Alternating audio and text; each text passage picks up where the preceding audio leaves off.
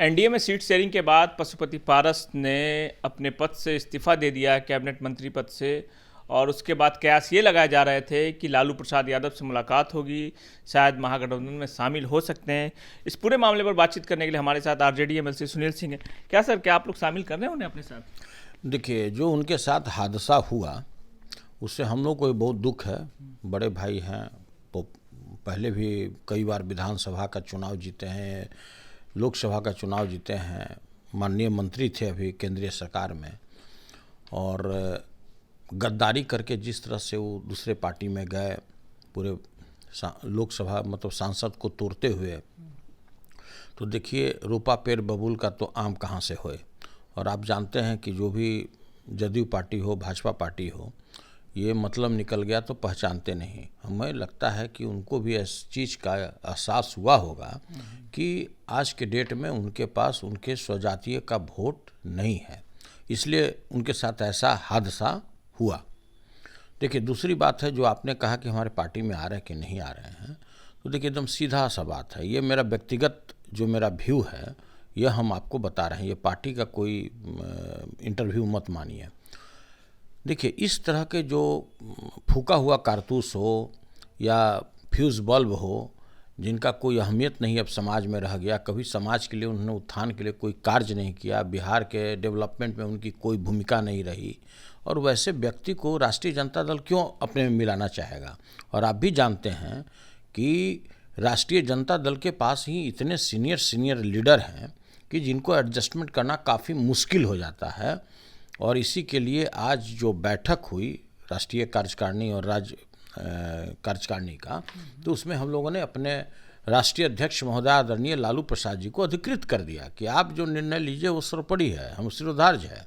तो देखिए, जो आपने सवाल हमसे पूछा कि राष्ट्रीय जनता दल में जा रहे हैं कि नहीं जा रहे हैं, यह निर्णय लेना मेरा काम नहीं है। यह निर्णय लेना हमारे राष्ट्रीय नेतृत्व आदरणीय लालू प्रसाद जी का कार्य है। नहीं, आज जो पार्लियामेंट्री बोर्ड की बैठक हुई उसमें आपने इस बात पर चर्चा की कि पशुपति पारस को अगर लेते हैं तो नुकसान हो सकता है?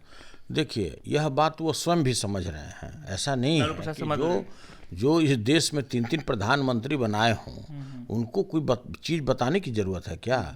लेकिन क्या है कि माननीय लालू प्रसाद जी के बारे में चाहे पक्ष के लोग हों या विपक्ष के लोग हैं, सभी लोग जानते हैं कि काफ़ी हृदयवान हैं और कोई किसी के बात पर तुरंत पिघल जाते हैं। और पहले भी आपने देखा होगा कि इस तरह मृत प्राय कितने राजनीतिज्ञ लोगों को उन्होंने जिंदा करने का काम किया, और उसका खामियाजा भी पार्टी को भुगतना पड़ा। हाल के दिनों में भी देखे होंगे जिस तरह से उछल कूद, जिस तरह से मेढक उछल कूद करता है, लगातार इस तरह का उछल कूद चलता रहा। तो देखिए, पहले भी पार्टी इस तरह के लोगों को जो मृत प्राय हो चुके हैं, उनकी पॉलिटिकल कोई भी अहमियत नहीं रह गई, समाज में कोई अहमियत नहीं रह गई, वैसे लोगों को भी अपने दया भाव से हमारे राष्ट्रीय अध्यक्ष महोदय ने उनमें जान फूंकने का काम किया, और उल्टे उसका खामियाजा पार्टी को भी भुगतना पड़ा और माननीय लालू प्रसाद जी को तो भुगतना ही पड़ा। तो देखिए, हमारा जो अपना व्यू है, ऐसे लोगों को जिनका ना वेट है ना वोट है, वैसे लोगों को राष्ट्रीय जनता दल लाने वाली नहीं है। ये लोग ऐसे भी फूके हुए कारतूस हैं। यानी मान रहे हैं कि उनसे ज़्यादा भारी चिराग हैं। देखिए, हम इस विषय पर नहीं जाना चाहते हैं और दूसरे के पार्टी में हम क्यों ताक झांक करें, लेकिन जो रिक्शा वाला, ठेला वाला, खुमचा वाला, किसी से भी अगर आप बात करते हैं तो सभी लोग बोलेगा कि पारस जी खाली डब्बा च्यवनप्राश का लेते हुए घूम रहे हैं, इनका सारा च्यवनप्राश चला गया इनके भतीजे में। और देखिए, वो भी जानते हैं, समाज भी जानता है कि जो भी उनके समाज का वोट है, इनके पास कुछ है वो नहीं, इनका भतीजा लेकर उड़ गया। लेकिन खबर है कि लालू प्रसाद यादव से फ़ोन पे बात हुई।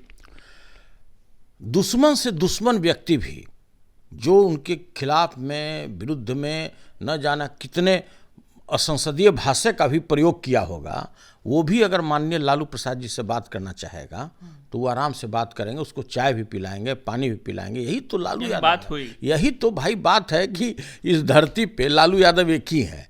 ऐसी कोई व्यक्ति थोड़ी करोड़ों लोगों का भाई दिलों में बस जाता है कोई भी व्यक्ति।